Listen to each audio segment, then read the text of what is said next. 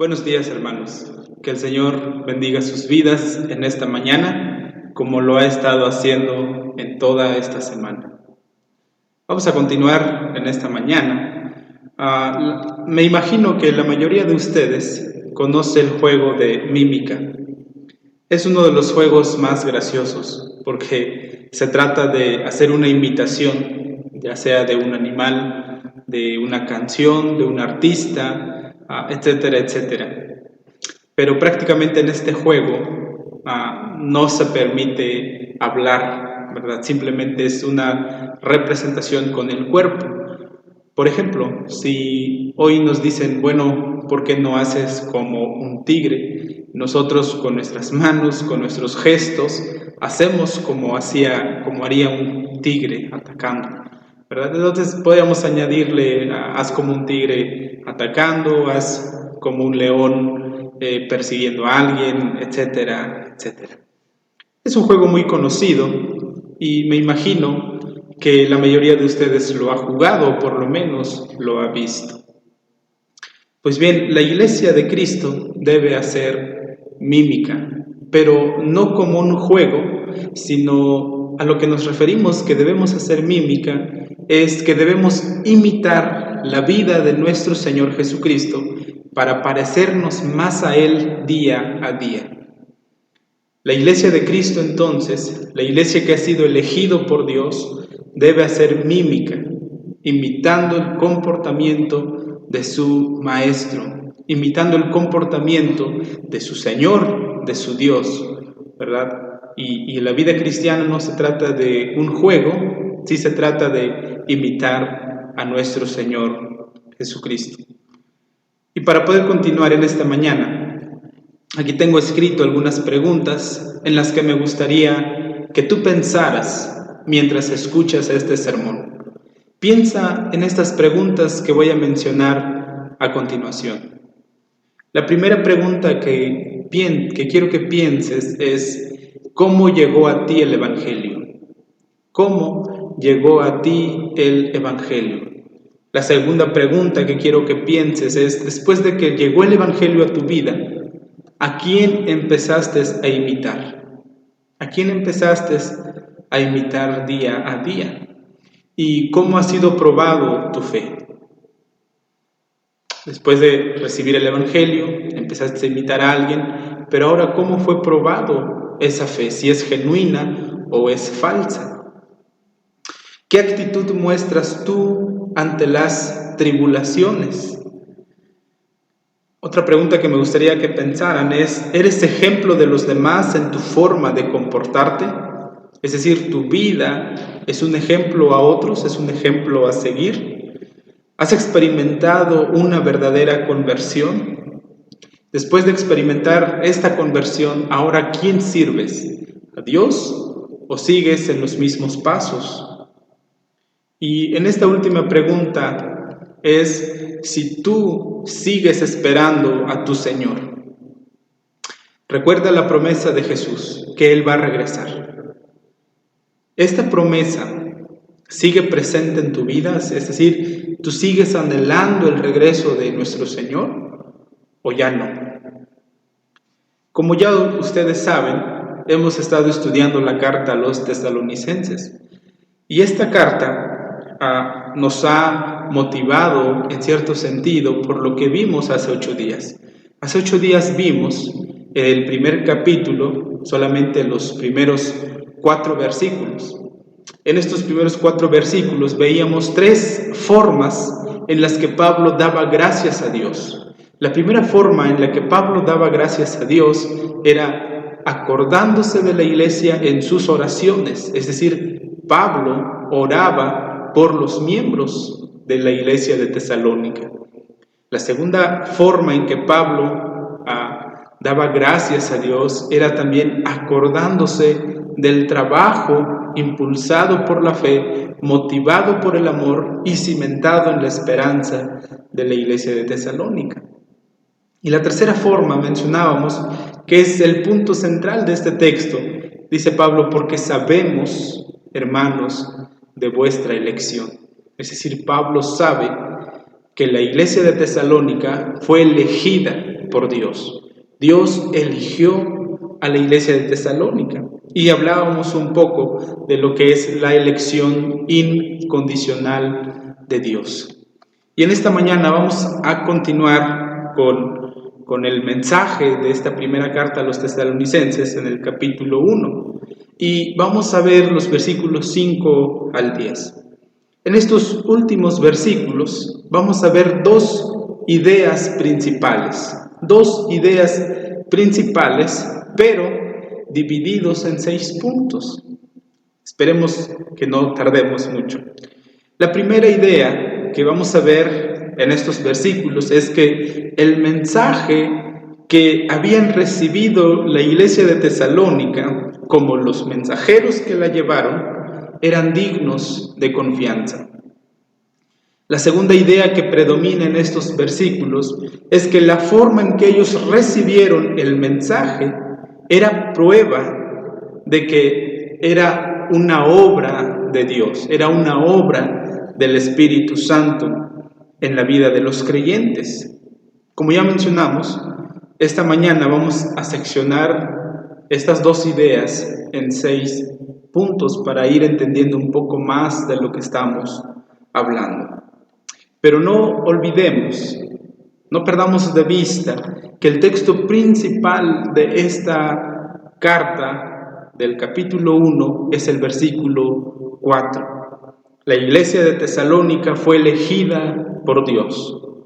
Esta es la base de todo el capítulo 1 y hasta me podría atrever a decir que es la base de toda la carta, es la base del cristianismo, la elección incondicional de Dios, la obra redentora de Jesucristo en la cruz y la obra de conversión del Espíritu Santo en la vida del creyente. Esto es lo que vamos a estudiar ahora en esta mañana. Vamos a continuar con esto. Pero para poder continuar, pues me gustaría que ahí en tu casa tienes la Biblia en tu mano o en tu celular, o si no lo tienes, puedes escucharlo. Yo le voy a dar lectura a lo que nos enseña esta primera carta, los últimos versículos del capítulo 1. Dice así la palabra del Señor. Pues nuestro evangelio no llegó a vosotros en palabras solamente, sino también en poder, en el Espíritu Santo y en plena certidumbre, como bien sabéis cuáles fuimos entre vosotros por amor de vosotros. Y vosotros vinisteis a ser imitadores de nosotros y del Señor, recibiendo la palabra en medio de gran tribulación, con gozo del Espíritu Santo. De tal manera que habéis sido ejemplo a todos los de Macedonia y de Acaya que han creído, porque partiendo de vosotros ha sido divulgada la palabra del Señor, no solo en Macedonia y Acaya, sino que también en todo lugar vuestra fe en Dios se ha extendido. De modo que nosotros no tenemos necesidad de hablar nada, porque ellos mismos cuentan de nosotros la manera en que nos recibisteis y cómo os convirtisteis de los ídolos a Dios para servir al Dios vivo y verdadero, y esperar de los cielos a su Hijo, al cual resucitó de los muertos, a Jesús, quien nos libra de la ira venidera. Estos son los textos que vamos a estar meditando en esta mañana. Y me gustaría que continuáramos con una oración. Ahí donde estás, inclina tu rostro, cierra tus ojos y vamos a orar. Padre, en esta mañana estamos tan agradecidos de que tú nos elegiste, para salvación, no por nuestras obras, no porque vistes que íbamos a ser buenas personas, sino porque tú tuviste compasión, tuviste misericordia, y es por tu gracia que tú nos elegiste, Señor. Padre, en esta mañana queremos que nos hables y nos enseñes, y a la misma vez nos ayudes a cambiar nuestra vida. Queremos adorarte, queremos servirte solo a ti, mi Señor. Tú mereces toda gloria, tú mereces toda honra, Señor, Tú mereces ser alabado, tú mereces ser exaltado, porque tú eres Dios. Y nosotros somos personas finitas que necesitamos a un Dios verdadero. Necesitamos de ti, Señor. Llena nuestras vidas, llena nuestros corazones y ayúdanos a estar tranquilos esperando en tu voluntad. Y mientras esperamos tu regreso, ayúdanos a vivir una vida que te agrada, una vida conforme a tu voluntad. Mi Señor, bendice a mis hermanos que están escuchando este mensaje. Bendice a la Iglesia de Cristo Victorioso. Mi Señor, guarda sus vidas, guarda cada familia, cada congregante de esta iglesia local, mi Señor. En el nombre de Cristo Jesús te lo pido. Amén. Muy bien, vamos a continuar entonces con la primera idea. Esta primera idea solamente tiene un punto, ¿verdad? Es decir, el mensaje que habían recibido los tesalonicenses era un mensaje confiable. También los mensajeros eran confiables. Dice el versículo 5, en la sección donde estamos, dice, pues nuestro evangelio no llegó a vosotros en palabras solamente, sino también en poder, en el Espíritu Santo y en plena certidumbre. Como bien sabéis, cuáles fuimos entre vosotros por amor de vosotros.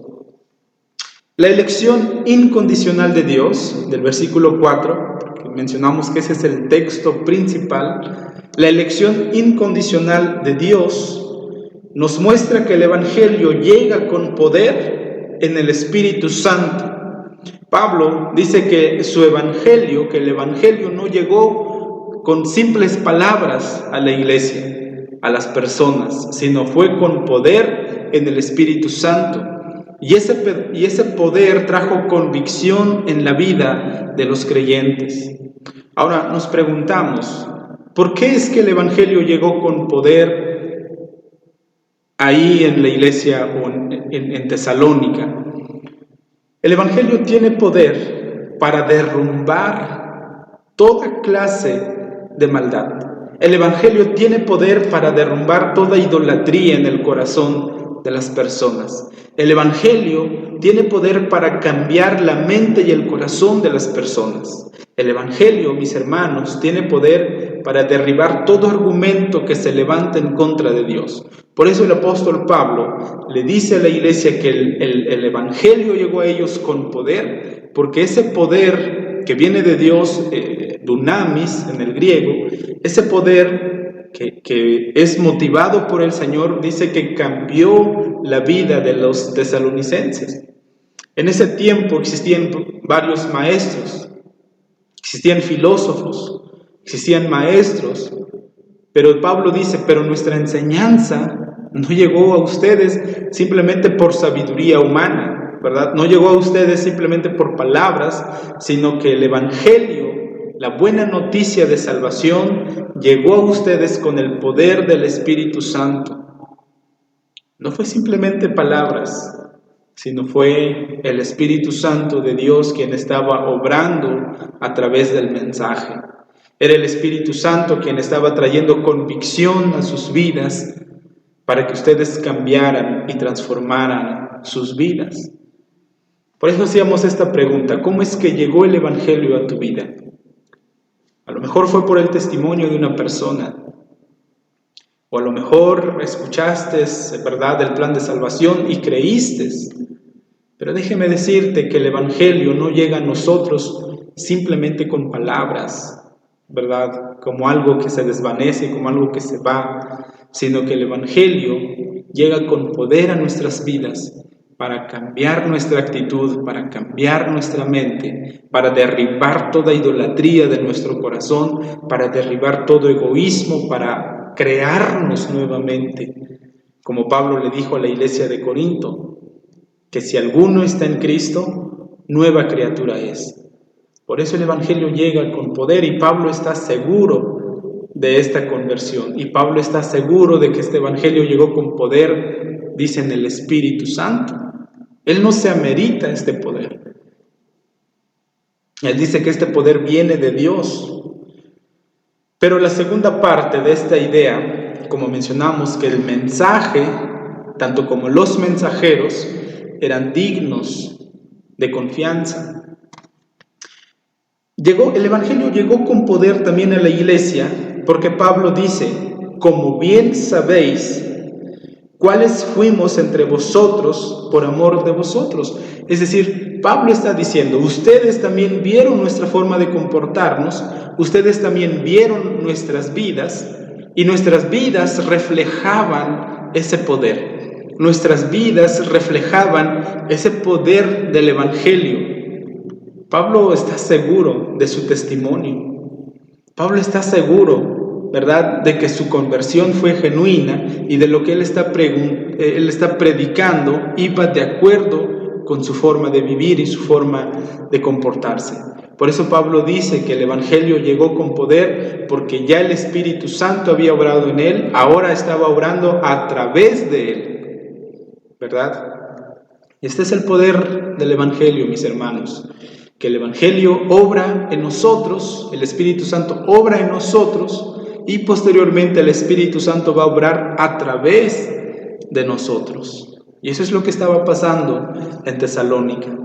El testimonio del apóstol y sus acompañantes era poderoso para traer convicción en la vida de las personas.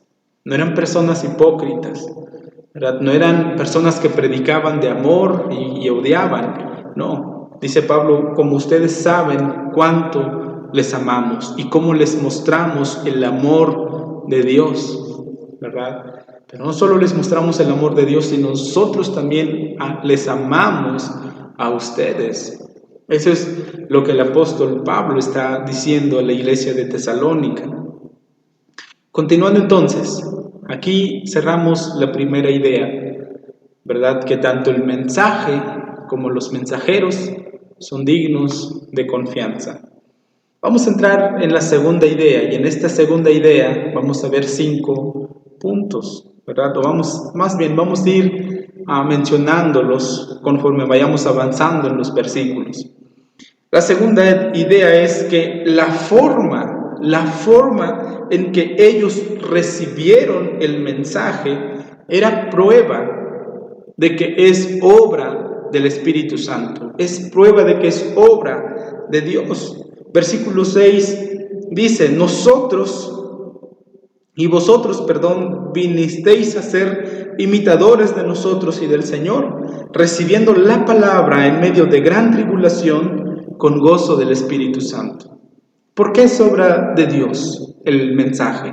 ¿Por qué es obra de Dios la manera en que ellos lo recibieron? Bueno, cuando ellos escuchan el Evangelio, se convierten a Cristo, ¿qué es lo que pasa? Ellos empezaron a imitar el comportamiento del apóstol. Ellos empezaron a imitar el comportamiento de los mensajeros. Por eso también hacíamos esta pregunta. Cuando tú recibiste el Evangelio, ¿a quién empezaste a imitar? Y también hacíamos la pregunta si tú eres ejemplo a seguir. Pues la iglesia de Tesalónica, esta iglesia naciente, empezó a imitar la forma en que sus maestros, los mensajeros, se comportaban, pero más aún, el apóstol Pablo dice, ustedes también están imitando a nuestro Señor Jesucristo. Pablo lo dijo en otras cartas, sed imitadores de mí como yo de Cristo. Pero muchas veces, hermanos, somos imitadores, pero no de lo bueno. Como que nos gusta imitar más las cosas malas. Ese hermano está enojado, bueno, yo también voy a enojarme. Esa otra hermana es mentirosa, bueno, yo también voy a mentir. Esa otra persona se comporta de esta manera, yo también me voy a comportar así. En vez de ver el buen ejemplo del Señor o el buen ejemplo de nuestros maestros, como que tratamos de imitar más lo malo, ¿verdad? Como que tratamos de imitar más la parte mala que la parte buena de las personas. Pero esto no debe ser así. Nosotros debemos imitar la vida del Señor Jesús. A lo mejor tú dirás, hermano, yo no sé cómo vivió Jesús. Sí sabes. porque el Evangelio nos da testimonio cómo fue la vida de Jesús. Y es esa vida la que tenemos que imitar nosotros. Debemos parecernos más a Jesús y menos a nosotros. Debemos parecernos más a Dios y menos como las otras personas. Debemos parecernos más a Jesús. Y esa es la idea de hacer mímica, de imitar, ¿verdad? De ser igual a nuestro Maestro. Como mencionábamos, no como un juego, sino que realmente esto es importante para nuestra vida. Imitar a nuestro Señor Jesucristo y ser más como nuestro Señor Jesucristo. ¿Cómo es que Pablo está convencido de esto? Dice, ¿por qué ustedes empezaron a imitar la vida de Pablo y la vida del Señor? Dice, recibiendo la palabra en medio de gran tribulación, con gozo del Espíritu Santo. Lo mencionamos en la introducción de esta carta. Cuando la iglesia de Tesalónica fue fundada, inmediatamente comenzó una persecución de los cristianos. Inmediatamente los opositores empezaron a encarcelar, incluso empezaron a asesinar a algunos cristianos.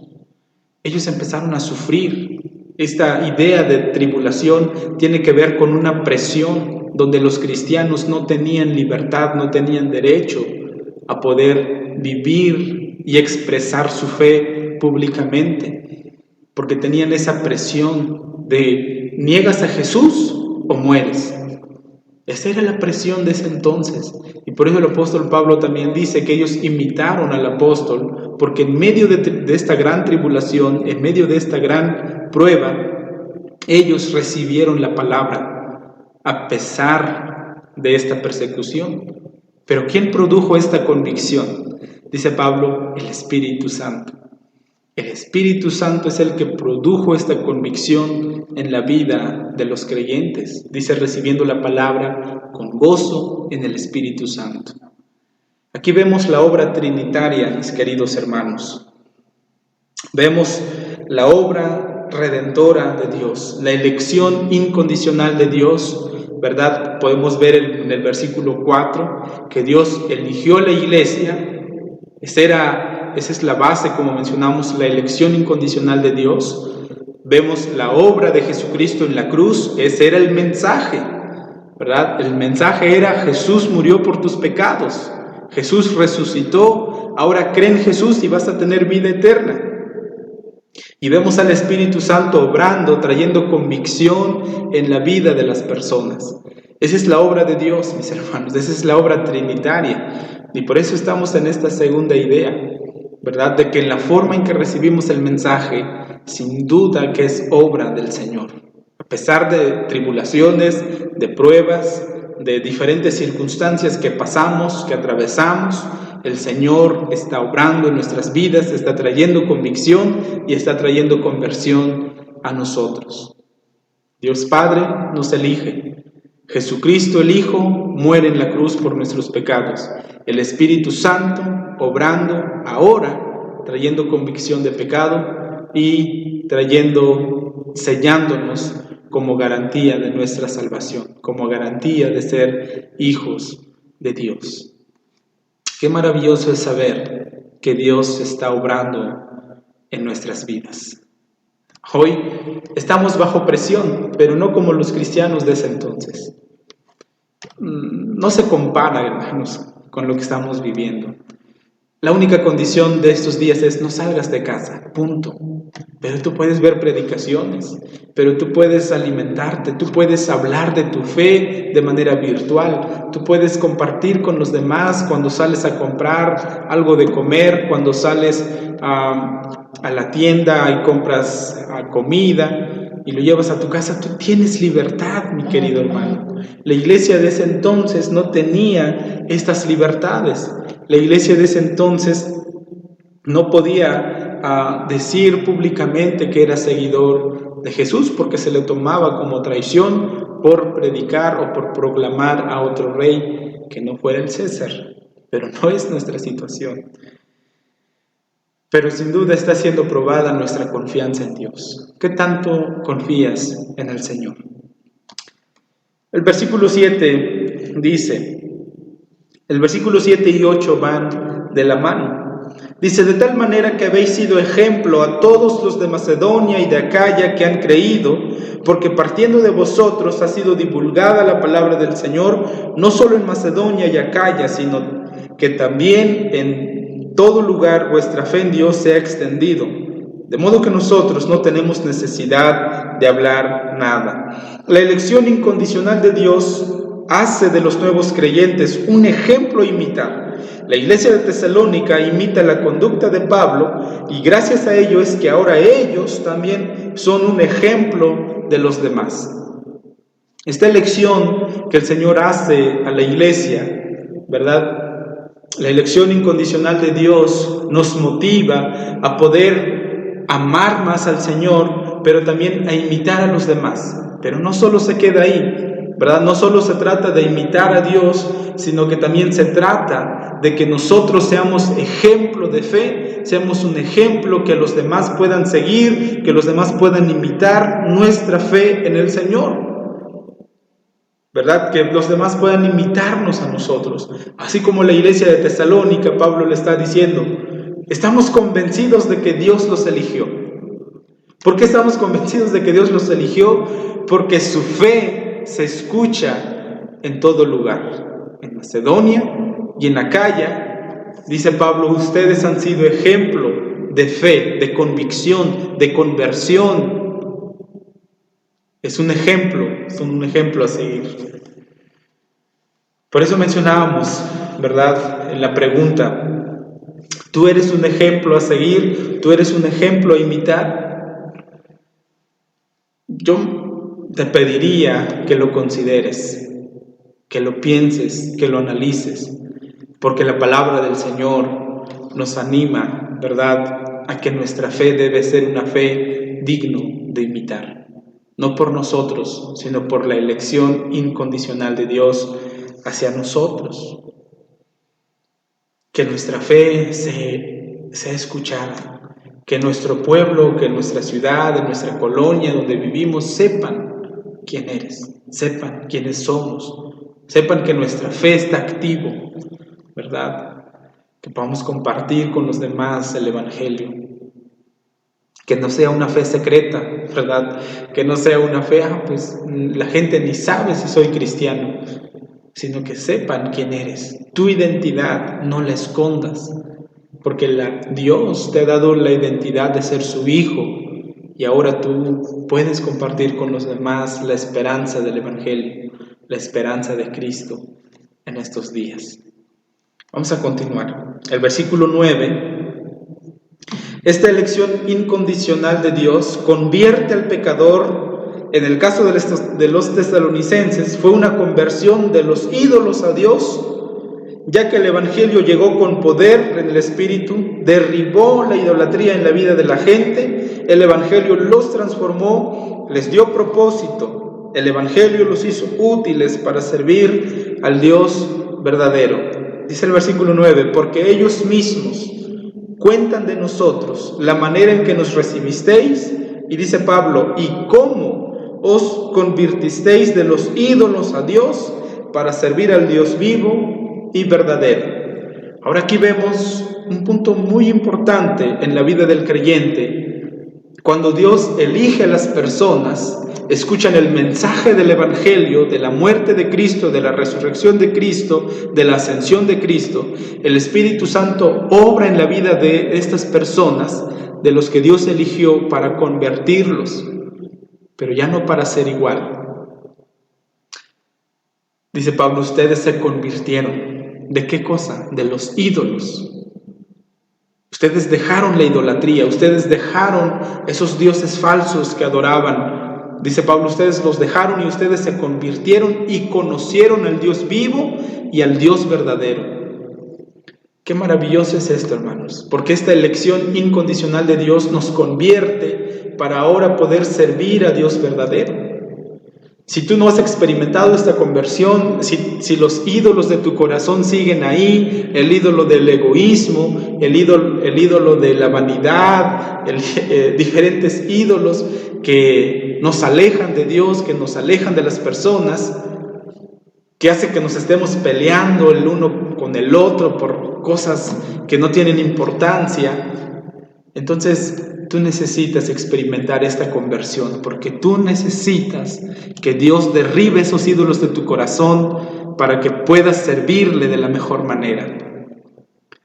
Porque si esos ídolos siguen ahí, el ídolo del ego, de quiero ser reconocido, quiero que me vean, el ídolo de la vanagloria, el ídolo, ¿verdad?, de la falta de perdón, el ídolo incluso de pedir perdón, de reconocer nuestras fallas, del orgullo, necesita ser derribado, mi querido hermano, de tu corazón, para que puedas servir al Dios verdadero.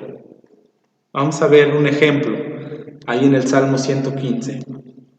En el Salmo 115 vamos a ver un contraste entre el Dios verdadero y los ídolos. ¿Quién es este Dios verdadero? Dice así el Salmo 115, búscalo ahí en tu lugar donde estás. Salmo 115 dice: no a nosotros, oh Jehová, no a nosotros, sino a tu nombre da gloria, por tu misericordia, por tu verdad. Porque han de decir las gentes: ¿dónde está ahora su Dios? Nuestro Dios está en los cielos, todo lo que quiso ha hecho. Este es el Dios vivo y este es el Dios verdadero. Todo lo que quiso lo ha hecho. Pero los ídolos, vamos a ver, ¿qué son los ídolos? Dice: los ídolos de ellos son plata y oro, obra de manos de hombres. Tienen boca, mas no hablan. Tienen ojos, mas no ven. Orejas tienen, mas no oyen.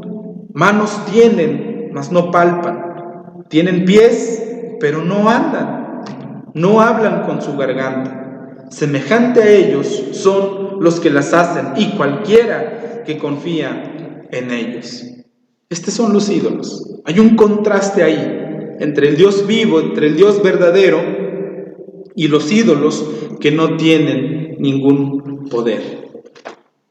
El salmista nos recuerda esto. Al igual que el apóstol Pablo, la iglesia de Tesalónica les está diciendo: ustedes, dice, se convirtieron de los ídolos para servir al Dios vivo, el Dios vivo. Los ídolos están muertos, los ídolos no tienen vida, ¿verdad? Los ídolos no son nada, dice Pablo, pero ustedes ahora conocen al Dios vivo. Y no solo es un Dios vivo, sino que es un Dios verdadero. Los ídolos son falsos, ¿verdad? La idolatría es una cosa falsa, algo, una mentira del enemigo para atraparnos ahí, para alejarnos del Dios verdadero. La idolatría es una mentira, ¿verdad?, que se propaga desde el comienzo del hombre, para alejarnos de Dios, para alejarnos de ese Dios vivo y de ese Dios verdadero. Yo ya mencioné algunos ídolos que podría haber en tu corazón.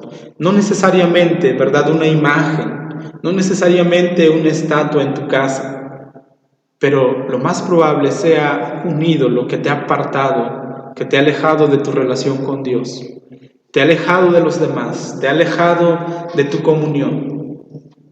Y en esta mañana tú tienes la oportunidad de poder derribar esos ídolos, porque el mensaje del Evangelio ha llegado a ti con poder, porque el mensaje del Evangelio ha llegado a ti en el poder del Espíritu Santo, para que Dios more en tu corazón, para que Dios viva en ti y tú puedas decir que eres libre para servir a tu Dios. Por eso este es lo que Pablo está diciendo a la iglesia: derriba esos ídolos de tu corazón. Ustedes se convirtieron, ustedes experimentaron una transformación genuina y debemos animarnos con esto. El versículo 10 y último versículo de este capítulo, de este primer capítulo, dice que nosotros, o más bien que la iglesia se convirtió al Dios vivo y verdadero. Pero no solo la iglesia se convirtió, la iglesia está esperando. Dice: y a esperar de los cielos a su Hijo, al cual resucitó de los muertos, a Jesús, quien nos libra de la ira venidera. La elección incondicional de Dios nos ayuda a esperar. ¿Pero qué le gusta esperar? ¿Verdad? Cuando te citan a un lugar y te dicen, nos vemos a tal hora, y tú llegas a esa hora, y con quien te ibas a ver no llega, pasa media hora, pasa una hora, ¿qué empieza a pasar en ti? Te empiezas a desesperar. ¿Por qué? Porque el tiempo es valioso. Porque donde invertimos más tiempo es algo que verdaderamente le tomamos importancia. Y sinceramente no nos gusta esperar. Pero ¿cuál sería la diferencia si alguien te dice, sabes qué, nos vemos en tal lugar, pero mientras llego, quiero que prepares esto, o quiero que compres esto, o quiero que estés listo con esto, para que cuando llegue nos vayamos, o para que cuando llegue te entregue, no sé por qué motivos? El Señor Jesús nos dijo que viene. El Señor Jesús dijo que va a regresar. Él dijo que va a venir pronto. Y también dijo que va a venir como ladrón en la noche. Y mientras esperamos, el Señor Jesús nos dio indicaciones de lo que tenemos que hacer. Ahí en Marcos 13, dice que debemos velar, debemos orar, ¿verdad? En todo tiempo, mientras esperamos al Señor. Y aquí Pablo nos está diciendo, la obra de su fe, motivado por el amor, cimentado en la esperanza, debe ser evidente en sus vidas mientras esperamos a nuestro Señor Jesucristo, porque la elección incondicional de Dios nos motiva a ser pacientes y a seguir esperando ese regreso de nuestro Señor Jesucristo. Ese regreso, porque Él va a venir. Ahorita podemos ser sensibles a todo lo que está pasando y decir, sí, la venida de Jesús está cerca porque están ocurriendo estas cosas. Pero hermano, han pasado muchas cosas a lo largo de los años y el Señor viene. Ahora, yo no quiero ignorar esto también, ¿verdad? Pero sí me gustaría motivarte más que infundirte temor, porque el regreso de Cristo no tiene por qué atemorizarnos. Si tú tienes miedo de saber que Cristo viene pronto, entonces tú necesitas reconciliarte con Dios, tú necesitas reevaluar tu fe. Porque el regreso de Cristo es una esperanza del triunfo sobre el pecado y sobre Satanás y sobre todo principado. Los creyentes de Tesalónica vivían bajo persecución. Los creyentes de Tesalónica estaban siendo asesinados y la esperanza de ellos estaba en que el Señor va a regresar porque va a triunfar sobre todo principado y nosotros vamos a estar con Él. Hermano, el regreso de Jesús no debe provocar temor en ti, al contrario. Debe provocar alegría, gozo, esperanza, de decir, Señor, ven pronto, ¿verdad? Te estoy esperando, estoy listo. El regreso de Jesús no tiene por qué provocar en nosotros miedo. El regreso de Jesús es una esperanza que debe mantenerse viva y activa en estos días. Debemos esperar a nuestro Señor. Pero mientras esperamos a Jesús, esto es importante, hermano, mientras esperamos a Jesús, debemos vivir en santidad. Repítelo. Mientras espero a Jesús, debo vivir en santidad día con día. Porque lo más probable, si tú tienes miedo, es porque hay algo que te está impidiendo que tengas esa paz. Y hoy tienes la oportunidad de reconsiderar tu vida y de decirle, Señor, es verdad, tengo miedo porque me he comportado de esta manera, porque no he sido ejemplo, porque no he imitado tu carácter. Señor, he hecho estas cosas, etcétera, etcétera. Pero hoy tú puedes reconsiderar estas cosas y decirle, Señor, hoy quiero volver a ti. Hoy quiero que esta esperanza de tu regreso, hoy quiero que esta esperanza de que tú vienes, lo espero con gozo, con ansias, de que sea hoy.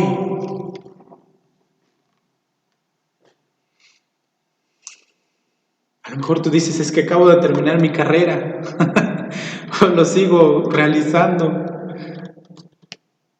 ¿Qué importa eso? El triunfo del Señor se acerca. Y la elección incondicional de Dios nos da esta esperanza de que podemos confiar en nuestro Señor. Vamos a concluir entonces. A pesar de que la iglesia de Tesalónica fue perseguida por su fe, se mantuvo firme, trabajó con amor y mantuvo la paciencia de la esperanza en Cristo. Esto es una muestra clara de la obra de la Santísima Trinidad, el Dios Padre, como mencionamos, el Dios Hijo y el Dios Espíritu Santo, obrando en la vida de las personas para transformarlos en personas nuevas, quitando la idolatría del corazón para servir al Dios verdadero, quitando la falsedad para vivir en la verdad, mostrando su gracia para salvar al hombre condenado a la muerte. Esta transformación produce Dios en la vida del creyente, y esta transformación, producida por el Señor, fue impulsado también por el buen ejemplo de los misioneros. Por eso es importante tu testimonio personal, por eso es importante nuestro testimonio personal. Déjame sugerirte 5 maneras o 5 formas en las que podemos aplicar este mensaje. La primera es: deja que el poder del Evangelio cambie tu actitud hacia Dios y hacia los demás. Deja que el Evangelio transforme tu vida, deja que el Evangelio cambie esa actitud que tú tienes, esa actitud que solo te lleva a pelear, a discutir con otros, esa actitud que no te ayuda en tus relaciones y mucho menos con Dios. Cambia esa actitud y deja que el Evangelio transforme tu vida. Número 2, imita la actitud de Cristo ante las tribulaciones. Ante las diferentes tribulaciones, las diferentes presiones que enfrentamos, imitemos la actitud de Cristo. Cómo Cristo enfrentó la muerte, cómo es que Cristo enfrentó las tribulaciones en su vida. Así nosotros imitemos esa misma actitud. El tercero es que sé ejemplo de los demás en tu forma de vivir, en la forma que das a conocer tu fe. Sé ejemplo de los demás. La cuarta forma, sirve a Dios quitando los ídolos de tu corazón, los ídolos de la amargura, del miedo, los ídolos de la vanagloria, del orgullo, etcétera, etcétera. Quita esa idolatría de tu corazón y sirve al Dios verdadero. Y número 5 es mantén firme tu esperanza en el retorno de nuestro Señor Jesucristo. Mantente firme en tu fe, mi querido hermano. Este es el mensaje de esta mañana y vamos a concluir con una oración. Nuestro buen Dios y Padre, te damos gracias porque la elección incondicional nos da la seguridad de que podemos vivir una vida digna de imitar, pero más que nosotros, una vida en la que podamos imitarte a ti, Señor, en todo, en tu fe, en tu carácter, en cómo enfrentaste las circunstancias, las presiones. Nosotros podemos ser imitadores de ti, Señor. Ayúdanos, Padre, mientras esperamos tu regreso, Señor Jesús, podamos imitarte. Mientras esperamos tu regreso, queremos dejar que el Espíritu Santo esté obrando en nuestra vida y nos esté impulsando a ser más como tú. Queremos dar el control a ti, Señor. Queremos poner el control de nuestras vidas en tus manos para que tú nos lleves de victoria en victoria en diferentes circunstancias. Donde tú quieras probar nuestra fe, podamos mantenernos firmes y seguir adelante. Señor, quita el temor de nuestro corazón. Quita ese miedo que muchas veces nos esclaviza. Quítalo, Señor, y aumenta nuestra fe. También quiero pedirte especialmente, Señor, por cada uno de mis hermanos. Cada uno de mis hermanos, Señor, que han estado pasando, que han estado atravesando diferentes circunstancias, no por la pandemia, sino por alguna enfermedad, Señor, que ellos estén viviendo.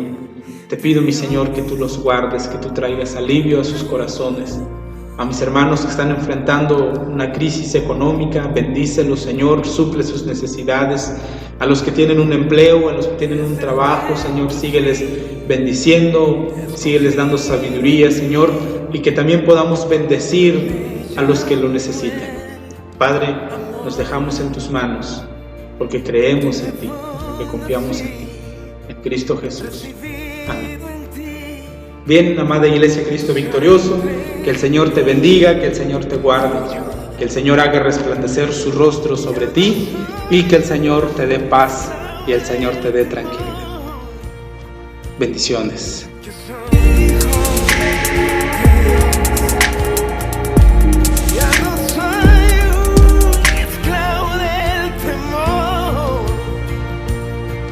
Yo soy hijo de Dios. Ya no soy un esclavo del temor. Yo soy hijo de Dios. Ya no soy un esclavo del temor. Yo soy hijo